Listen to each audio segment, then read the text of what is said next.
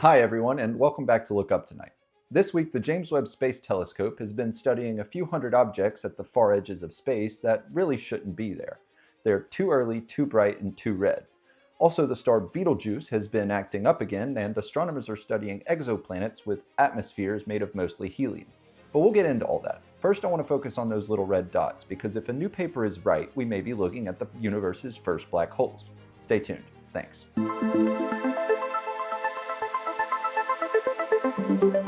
You see, when James Webb Space Telescope first opened its eyes, astronomers expected to see baby galaxies, but they didn't. They found monsters. Hundreds of tiny red dots scattered across images of the early universe. Objects that were too bright to be explained by stars, too red to fit into any known galaxy type, and in many eyes, too massive to have formed in the time available. For over 2 years, these little red dots have been a serious puzzle for astronomers. There have been a bunch of papers that have came out and they have differing ideas. They can't really figure out what they are. But earlier this year, a team led by astronomer Fabio Pacucci published a paper arguing that these little red dots aren't galaxies at all. They're black holes. Not necessarily the supermassive ones that grew over billions of years, but black holes caught in the act of being born. But before I can tell you why that explanation may work, I need to tell you why these things have been so confusing to begin with. And the story starts back in late 2023.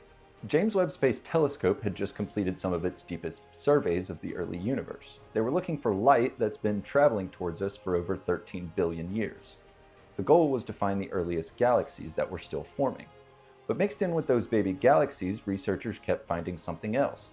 They kept seeing these compact, point-like objects that showed up bright in long infrared wavelengths, but they were almost invisible in the shorter ones. In the false color images astronomers used, they appeared deep, deep red. Hence the name, little red dots, or LRDs if you want the acronym. And this is the part that really threw everyone off. When astronomers took spectra of these objects, the results just didn't make any sense. Normal galaxies will show clear signs of star formation. They'll show specific emission lines from young hot stars lighting up surrounding gas.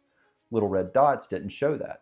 Instead, their spectra showed something called Balmer absorption, which is just a signature of dense hot hydrogen gas. They knew it wasn't a galaxy of stars, but something else. And this can be confusing, so think about it this way. Imagine a normal galaxy like looking at a city skyline at night from really far away.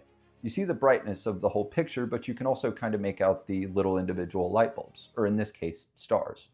But the little red dots were completely different. They were like looking at a bright stadium from really far away through heavy fog, or in this case, the hot hydrogen gas. The fog absorbs some of the light and scatters most of it around, right? You don't really see the clear picture, but you just see a bright blob that you know isn't a city skyline. They knew the little red dots were a completely different beast. And on top of this, many of these objects appeared to be hosts to black holes already millions of times the mass of our sun.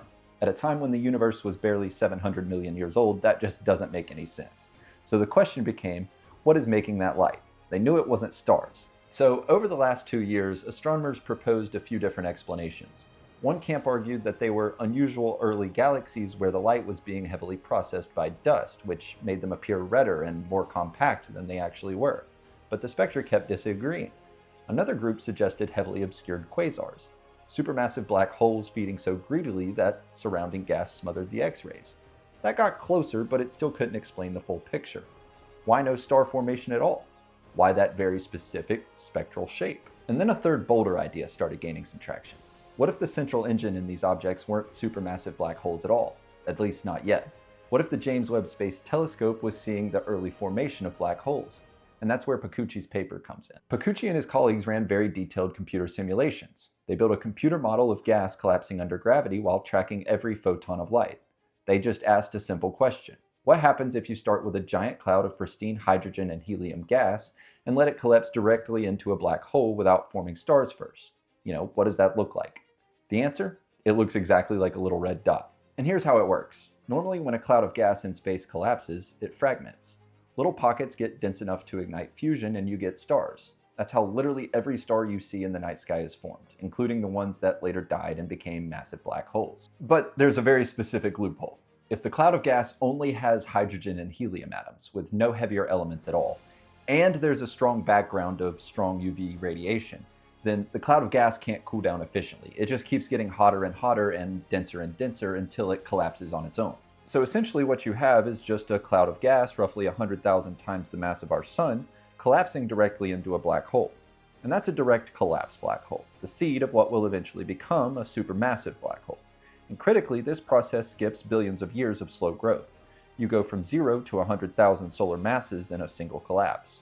Piccucci's simulation showed that the superheated gas swirling around one of these newborn black holes produces exactly the kind of spectrum that James Webb Space Telescope is seeing from little red dots. And the reason that this matters isn't just that we solved a puzzle about some images that we took in the night sky. It's what we're actually watching that matters. If Piccucci is right, James Webb Space Telescope isn't just photographing distant galaxies, it's capturing the moment that supermassive black holes are born, just like the supermassive black hole sitting at the center of our own Milky Way galaxy. It also means that the universe found a shortcut, right? The textbooks used to say that supermassive black holes grew slowly, from stellar seeds merging and feeding over billions of years. But the early universe didn't have billions of years. It only had a few hundred million. This direct collapse method gives it a way to cheat that timeline. Now, to be clear, this is still only a model. It's just a theoretical framework backed by simulations and spectral matching. We haven't directly observed the moment of collapse yet. That would require measurements that we can't make with current instruments. But the model makes specific predictions that future observations can test. If those hold up, this goes from a clever idea to a confirmed reality. And if they don't, the mystery stays open. That's how science is just supposed to work. So this is just one of those stories where the universe turned out to be a little weirder than we thought, and also more efficient. It's also really important because it gives us an idea of what the universe may have looked like in those first billion years. It's one of the greatest mysteries to astronomers and physicists, right? We have no idea what happened after the Big Bang. And any sort of insight that a computer model may give to us about that timeline is essential to current astronomers.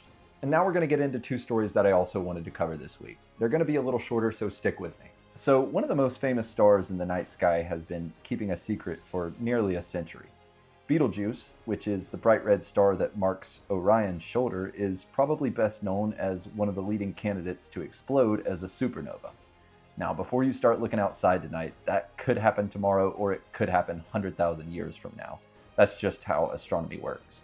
But the supernova isn't going to be the story tonight. For decades, astronomers suspected Betelgeuse wasn't alone. Tiny irregularities in the star's motion and behavior suggested that there might be another star orbiting it. The idea dates back nearly 100 years, and as telescopes have improved, the evidence has kept pointing in the same direction. The only problem is that nobody could actually find the companion. Even as recently as last year, researchers were publishing papers arguing that a companion star should exist, but every attempt to directly detect it has came up empty. Then finally, it happened.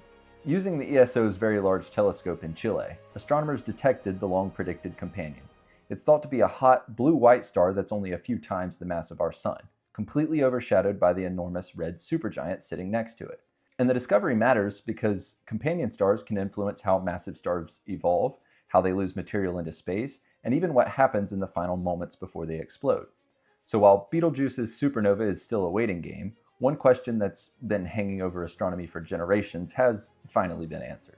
Next up, we're going to talk about exoplanets again. When astronomers search for potentially habitable planets, they're usually looking for something that reminds us of Earth. A rocky planet, the right temperature, or an atmosphere that can keep liquid water from freezing or boiling away.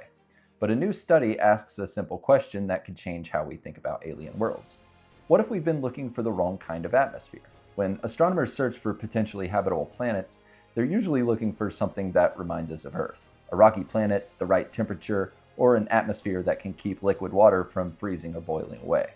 But a new study asks a simple question that could change how we think about alien worlds. What if we've been looking for the wrong kind of atmosphere? Researchers have recently modeled rocky planets with atmospheres made mostly of helium. And no, I'm not talking about planets where everything sounds like you've inhaled a party balloon.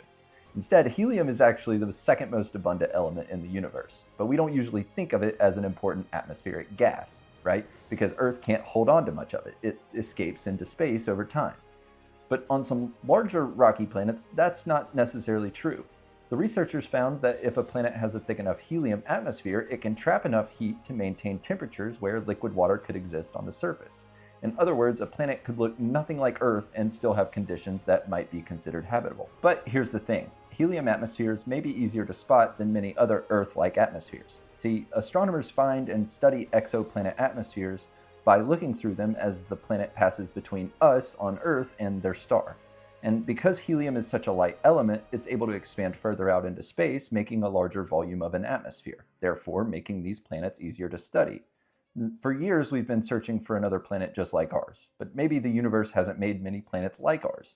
Maybe life exists elsewhere on a planet that is completely different from Earth. So that's this week. I hope you enjoyed the stories that I covered, and if there's anything that you're interested in hearing, please let me know in the comments. I'm going to link the papers that I get my information from in the description below, so if you're interested, please check them out. And thanks again for watching. Don't forget to look up.